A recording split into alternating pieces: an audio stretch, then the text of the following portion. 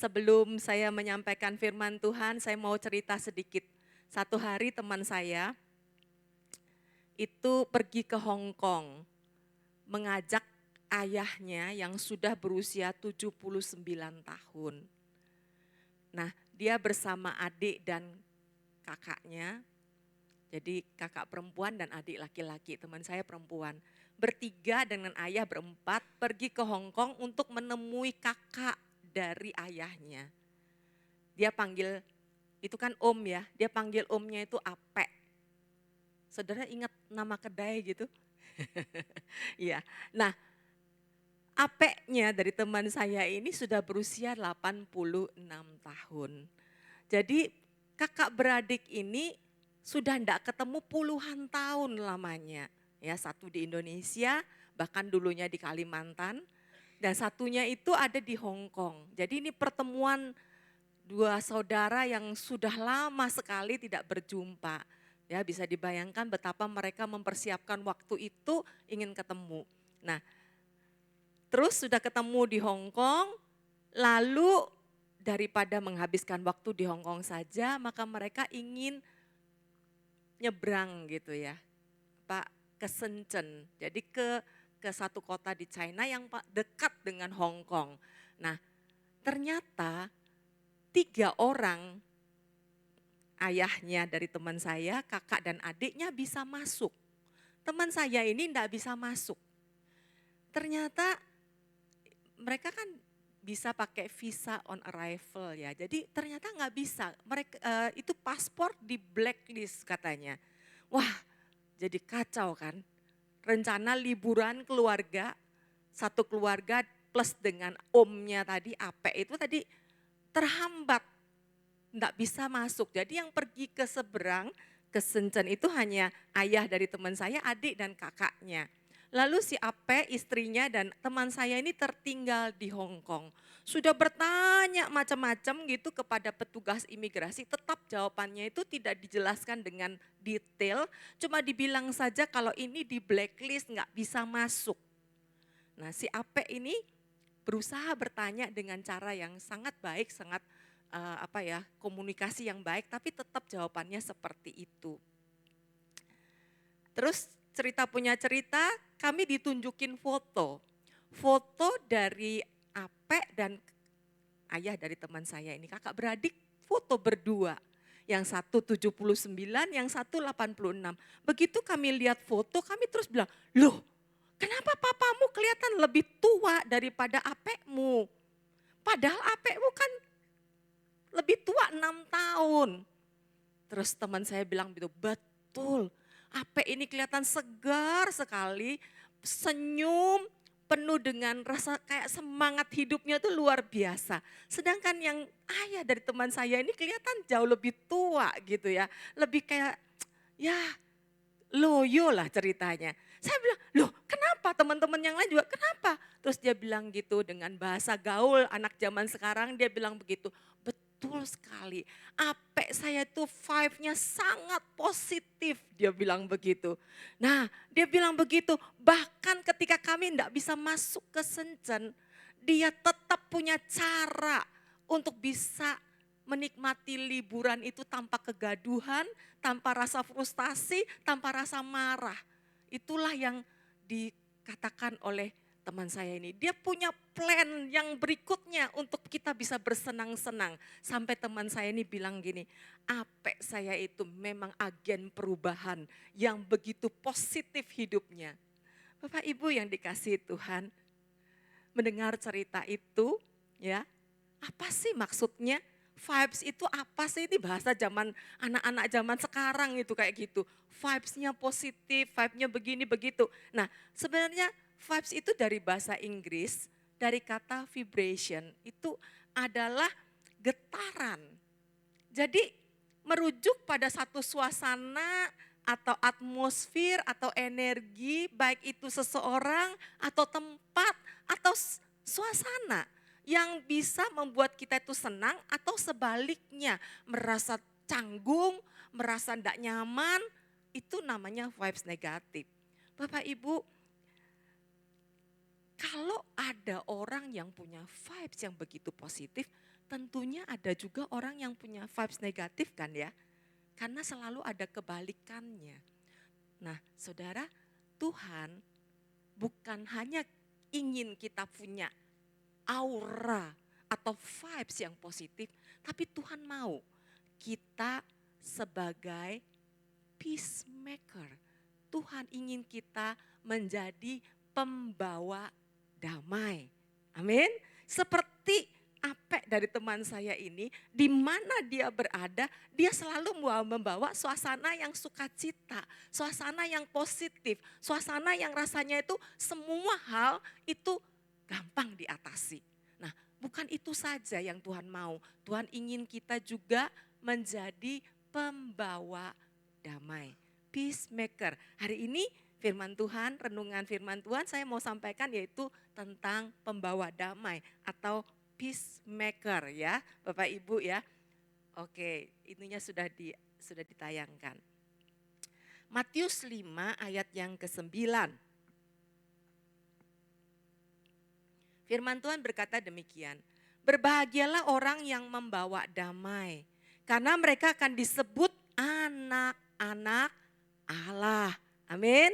Bapak Ibu, di tengah dunia yang panas karena tekanan, krisis, persaingan, konflik, permusuhan, perang, kekacauan di mana-mana, di mana orang bisa mendapat kedamaian? Kata damai hari ini mungkin bisa jadi barang langka ya. Begitu sulit untuk didapatkan dan juga sulit untuk dipertahankan. Ketika seseorang menghadapi konflik, menghadapi tekanan dari orang lain atau dari keadaan, daripada mengalah orang mungkin lebih senang fight. Ya, berjuang untuk mengalahkan orang yang mungkin menekan dia atau membuat dia tidak nyaman. Bapak Ibu, tapi firman Tuhan hari ini mengatakan kalau kita itu jadi anak Tuhan hari ini, kita diminta jadi pembawa damai. Berbahagia orang yang membawa damai. Bapak Ibu, mungkin kita pikir ya, apakah firman Tuhan ini masih relevan untuk hari ini? Gak ketinggalan zaman ya kan? Di tengah suasana yang begitu, persaingan yang begitu luar biasa, tekanan-tekanan yang luar biasa. Apakah firman Tuhan ini masih bisa kita laksanakan, kita kerjakan dalam hidup kita sehari-hari?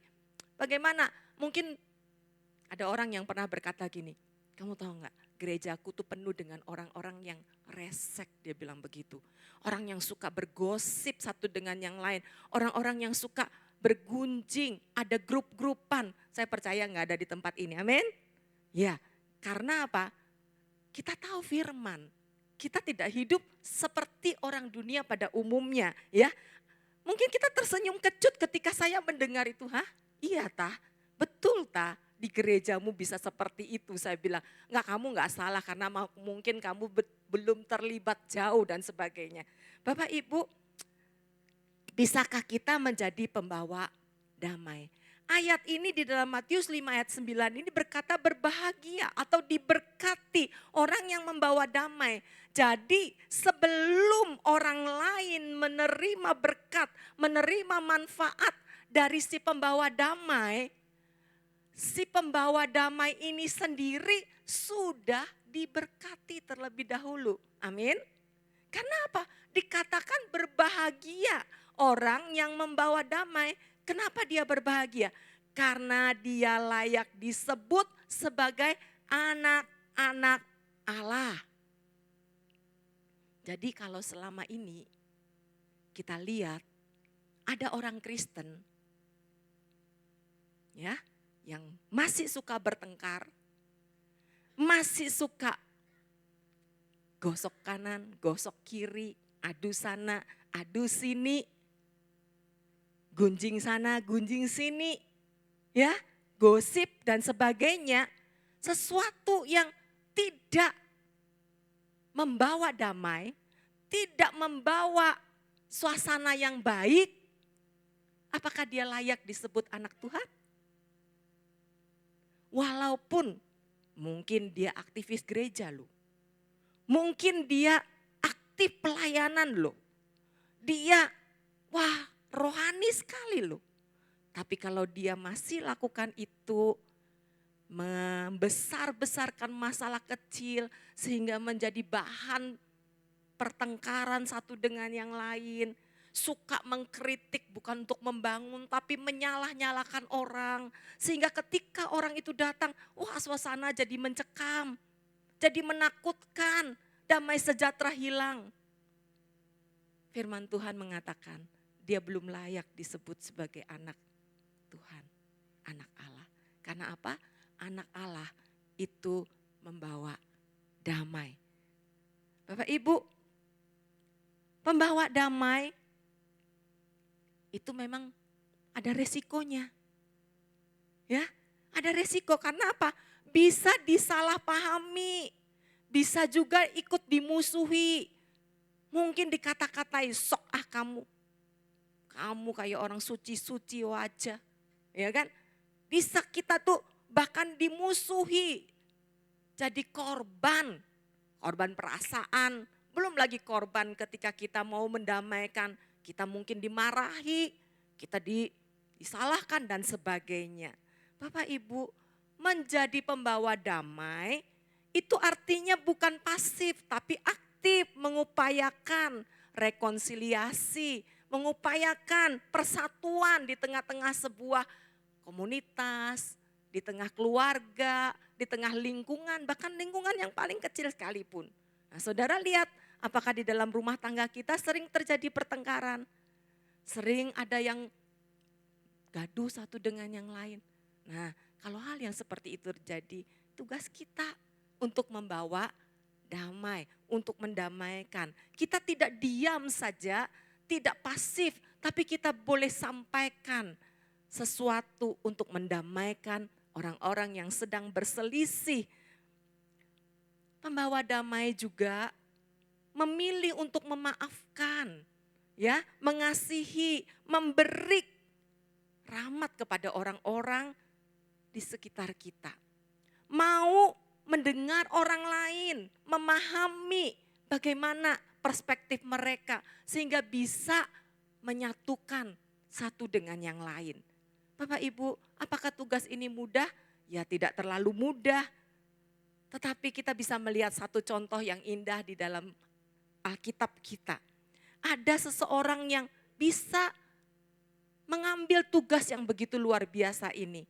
Di tengah situasi yang mengancam, dia turun sebagai pembawa damai. Kita lihat orang ini bernama Abigail. Seorang perempuan, istri dari seorang laki-laki yang bernama Nabal. Bapak Ibu nanti bisa membaca di dalam 1 Samuel 25 ayat yang kedua sampai ayat yang ke-42. Saya tidak akan membaca semua itu, tapi Bapak Ibu nanti bisa membacanya. Saya akan ceritakan latar belakangnya. Abigail ini adalah perempuan yang cantik tetapi juga bijaksana. Dia istri seorang yang kaya raya, konglomerat pada zaman itu. Nama suaminya itu adalah Nabal. Ia istri ya yang baik, bijaksana, tapi bertolak belakang dengan suaminya. Sifat dari suaminya itu Nabal itu kasar dan jahat kelakuannya. Saudara bisa bayangkan bagaimana setiap waktu Abigail ini harus berhadapan dengan suami yang seperti itu. Kasar, jahat, bahkan mungkin bisa kejam loh. Karena apa? Firman Tuhan bilang, si Nabal ini juga suka mabuk saudara. Jadi bisa dibayangkan nama Nabal ini saja sudah berarti bodoh, bebal, tidak berakar keras kepala, mau menang sendiri ya. Jadi karakternya benar-benar seperti itu, kasar, keras kepala, tamak juga, jahat. Bagaimana seorang Abigail bisa mempertahankan sifat bijaksananya, baik dan sabar, jika terus berhadapan dengan orang seperti itu? Ada orang bilang begini, Kalau kita sering berteman dengan orang yang kasar, kita bisa ikutan kasar loh. Mungkin ada benarnya. Kalau ada orang, kita berteman dengan orang yang suka mabuk, kita bisa ikut terlibat mabuk. Orang yang berteman dengan orang yang bermain judi, kita juga bisa ikut-ikutan katut jadi berjudi. Nah, tetapi tidak demikian halnya dengan Abigail. Setiap hari, setiap waktu dia ketemu dengan suami yang begitu keras, begitu jahat, kasar. Tapi dia tetap memelihara kelakuan yang baik. Ini yang menarik sekali untuk kita belajar sebagai seorang istri ya yang ada di tempat ini. Kita juga bisa belajar dari sifat Abigail yang indah ini. Nah, Abigail tidak menjadi sama dengan Nabal, tetapi dia bertindak nantinya menjadi seorang pembawa damai. Ceritanya begini saudara, Daud waktu itu adalah seorang pelarian dari kejaran Saul. Dia sembunyi dari satu tempat ke tempat lain. Dan di padang gurun lama-kelamaan Daud punya pasukan yang cukup besar. Sampai dikatakan 600 orang pasukannya. Jadi sudah cukup besar dan cukup disegani. Dan seringkali Daud justru bersama pasukannya ini menolong para gembala. Menjagai mereka supaya tidak diganggu oleh para penyamun, oleh binatang buas dan sebagainya. Nah, pada satu hari ketika Daud di padang gurun, Daud mendengar bahwa Nabal sedang buat pesta karena ada perayaan, ya. Nah, lalu Daud mengutus anak buahnya untuk menyampaikan, kita sudah lakukan apa untuk anak buahmu, sekaligus minta supaya diberikan bekal kepada anak buahnya.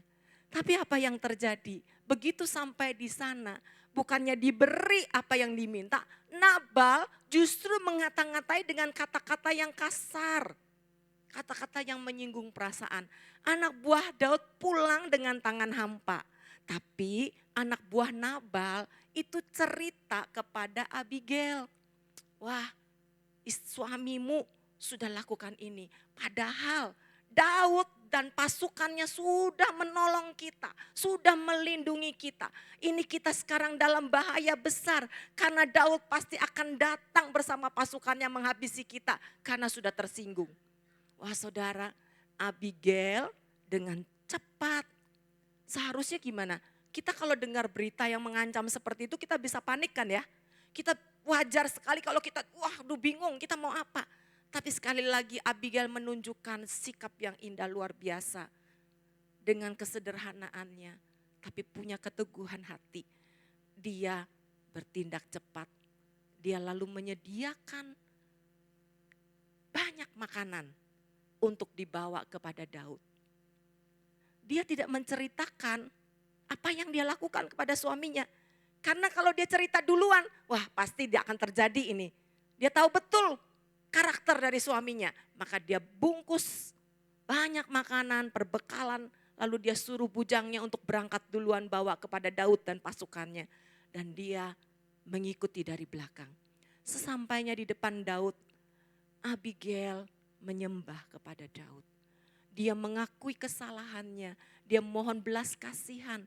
Dan dia berkata jangan kau anggap omongan Nabal yang tidak berdasar, ya. Jadi dia bilang lupakan, jauhlah daripadamu untuk berbuat hal yang jahat. Saudara, menerima semua pemberian itu, Daud dan pasukannya melihat kerendahan hati dari Abigail. Daud reda amarahnya. Sampai Daud pun berkata bahwa Tuhanlah yang sudah mengutus Abigail. Abigail ini sudah mengambil satu peran penting, yaitu mengingatkan Daud tentang intervensi Tuhan. Bagaimana Daud dicegah untuk menumpahkan darah, melakukan pembelaan di luar kehendak Tuhan yang tidak seharusnya. Karena apa? Nantinya bukan hanya Nabal yang akan mati, tapi begitu banyak orang yang tidak bersalah ikut mati terbunuh kalau Daud turun tangan. Tapi hari itu dengan tindakan dari Abigail, Daud tidak jadi menyerang. Bapak Ibu, kemudian Abigail pulang ke rumahnya. Dia lihat di rumah Nabal sedang pesta. Ya, dia tidak menceritakan apa yang sudah dia lakukan. Ini satu contoh bagaimana penguasaan diri yang luar biasa. Saya sendiri sebagai wanita merasa sungguh-sungguh belajar sesuatu dari Abigail. Seringkali bukankah kita para wanita sulit menahan diri, bukan? Oh, kalau kita sudah lakukan sesuatu, apalagi ini menghasilkan sesuatu yang luar biasa. Kita ingin cepat-cepat cerita kepada seseorang, kepada suami, kepada anak mungkin. Menceritakan apa yang sudah kita lakukan. Tetapi Abigail menahan dirinya. Dengan sangat bijaksana, dia tahan sampai keesokan harinya. Karena apa?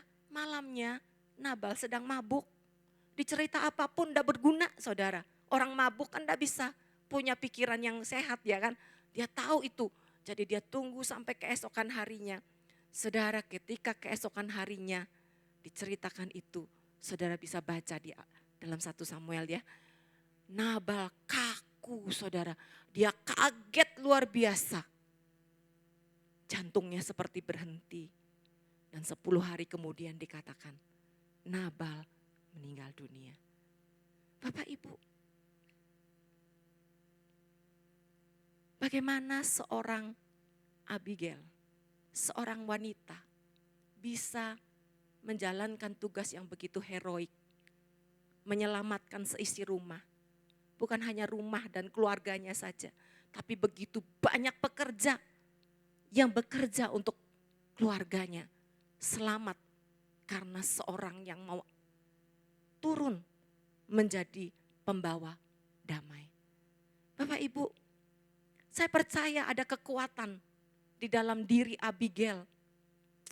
Abigail itu arti nama Abigail adalah Bapakku adalah sukacita. Sumber kesukaanku adalah Bapakku.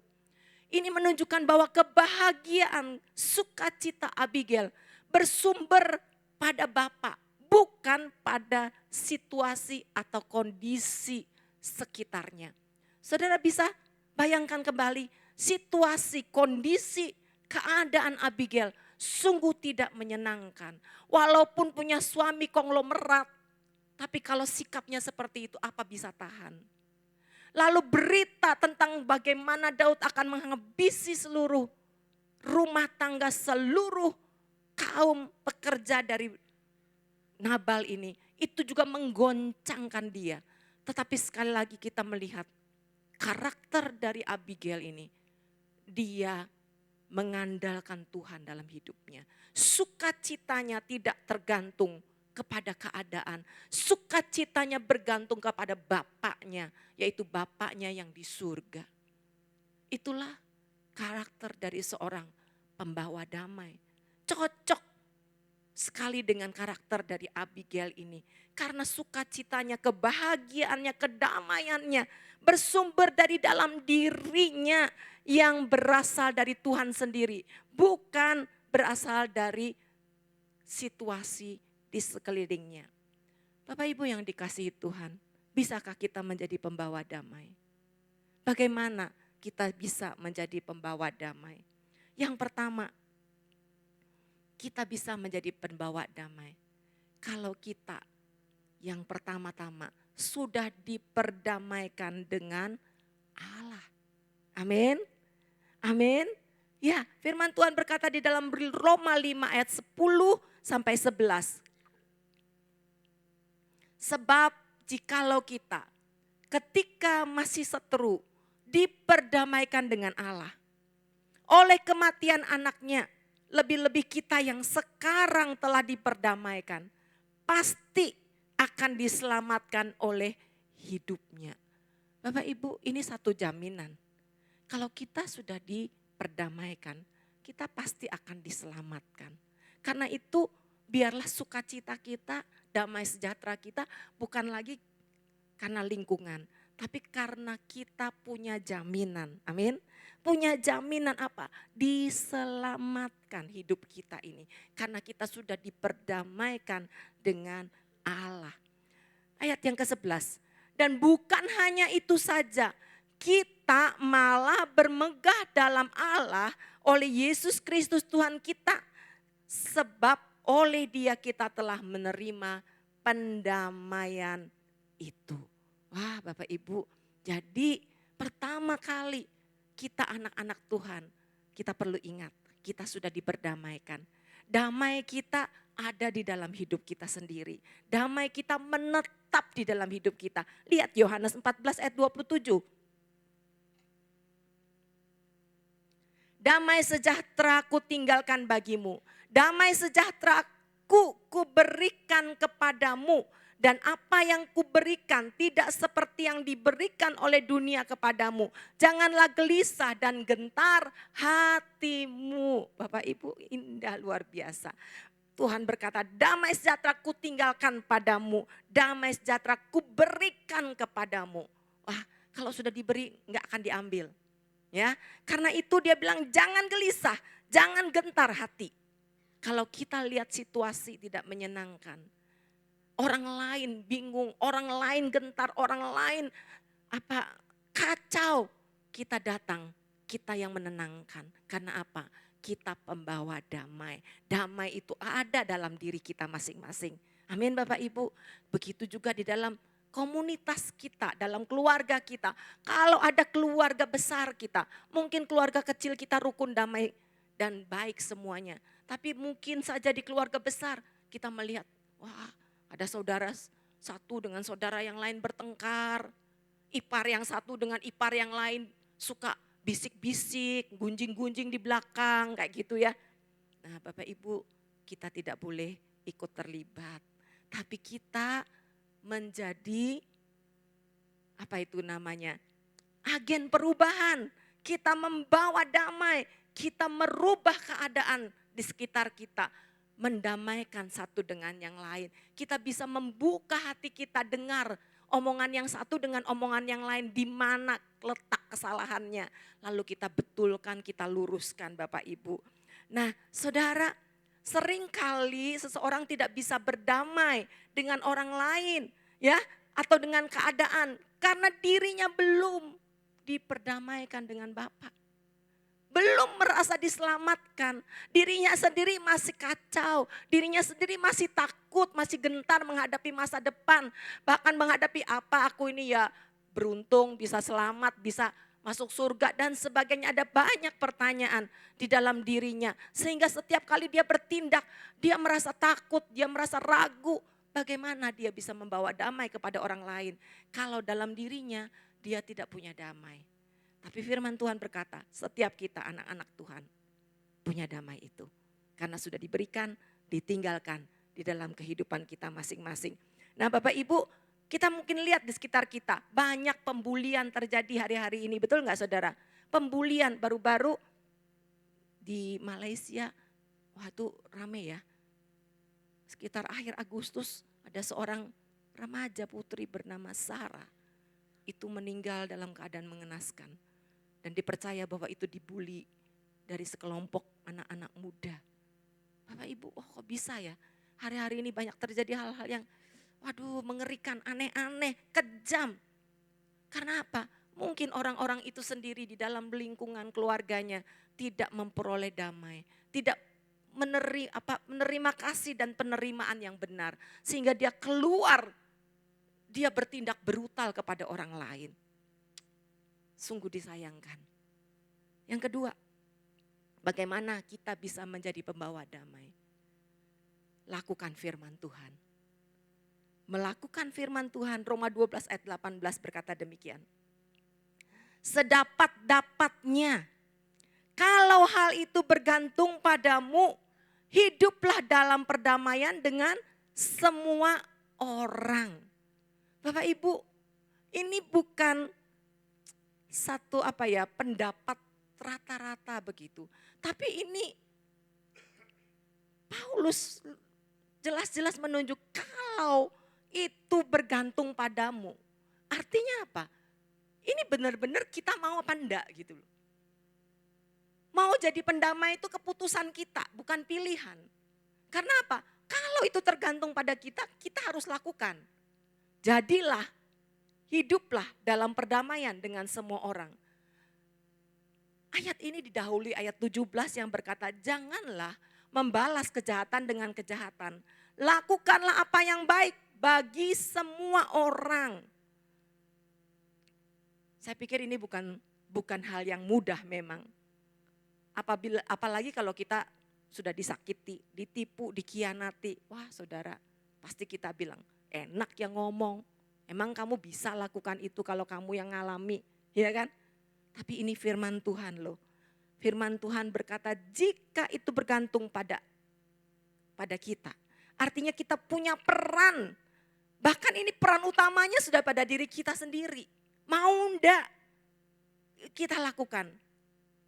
Jangan balas kejahatan dengan kejahatan. Dan upayakan perdamaian. Ada contoh yang indah di dalam Alkitab kita. Yaitu dari seorang tokoh yang bernama Ishak. Ishak yang kaya raya diberkati Tuhan. Ketika itu ada di tanah Filistin. Orang Filistin iri. Jealous lihat dia begitu diberkati, apa saja yang dia lakukan itu semua berlipat kali jadi berkat luar biasa. Sampai Elimelek itu bilang, kamu jangan lagi di sini dah. Kamu terlalu kuat, kita jadi nggak enak adanya kamu di sini. Lalu dia pergi sampai di Gerar ceritanya. Dia kemudian membongkar lagi sumur-sumur yang dulu pernah digali oleh ayahnya, yaitu Abraham. Tapi begitu keluar air, para gembala Gerar usir dia, itu punya kita. Dia bilang, itu punya kami, kamu pergi cari yang lain. Dia gali lagi sumur yang lain. Keluar lagi airnya dengan bersumber berbual-bual, lagi-lagi diusir. Sampai 3 kali dia terus menerus diusir. Sampai akhirnya dia gali dan tidak lagi diusir. Kenapa? Capek lo yang ngusir. Karena apa? Ishak begitu tulus. Dia tidak melawan. Dia mau berdamai dengan orang lain. Walaupun haknya sudah dijarah sedemikian rupa. Rupanya ini juga menurun ya dari ayahnya Abraham ya. Ingat enggak? Abraham pernah ketika gembala-gembalanya berselisih dengan gembala dari siapa? Ponaannya? Ya, si Lot. Lalu Abraham bilang kepada Lot, sekarang pilih dah mana yang kamu mau tinggali, aku tak milih yang sebaliknya. Kalau kamu ke kanan, aku ke kiri. Dan Lot pilih lembah Yordan yang hijau subur penuh air. Dan Abraham pilih tempat lain. Tetapi Lot lupa di sana dekat dengan kota Sodom. Saudara tahu dari akhir cerita ini, Abraham bukan kehilangan berkat. Abraham tambah jaya. Sedangkan Lot berkali-kali dapat masalah di tanah yang dia pilih. Karena orang Sodom itu jahat. Bahkan terakhir kota Sodom itu dihancurkan oleh Tuhan. Bapak Ibu, bagian dari kita adalah melakukan firman. Melakukan perintah. Karena apa? Itu keputusan bagi kita.